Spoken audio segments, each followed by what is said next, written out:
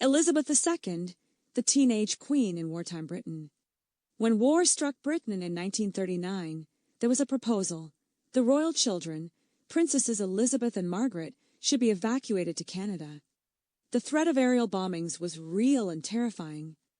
But it never happened. Why? Because their mother, the Queen Mother, simply would not allow it. The children do not go without me. And as she said, the king would never leave either. So the young princesses stayed. Elizabeth, later Queen Elizabeth II, did not isolate herself in the safety of her chambers.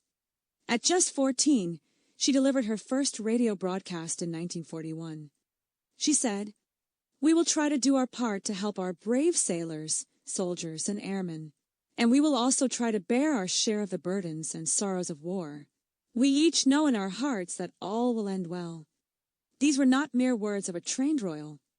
Elizabeth inspected troops, visited bombed areas, and even took over some royal duties while the king was abroad.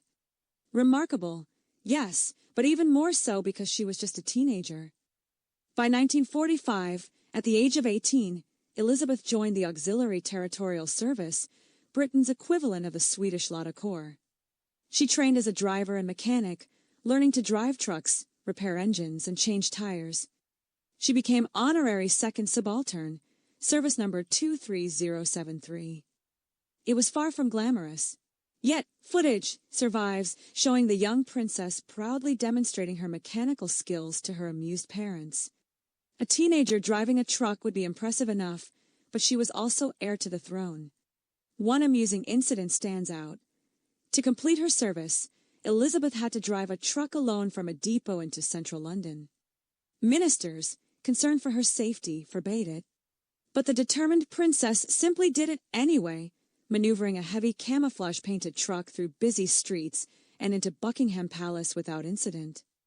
On May 18, 1945, VE Day, Elizabeth appeared on the palace balcony with her family and Prime Minister Winston Churchill, not in royal attire, but in her simple ATS uniform. That evening, she and her sister were allowed to join the celebrations in the streets.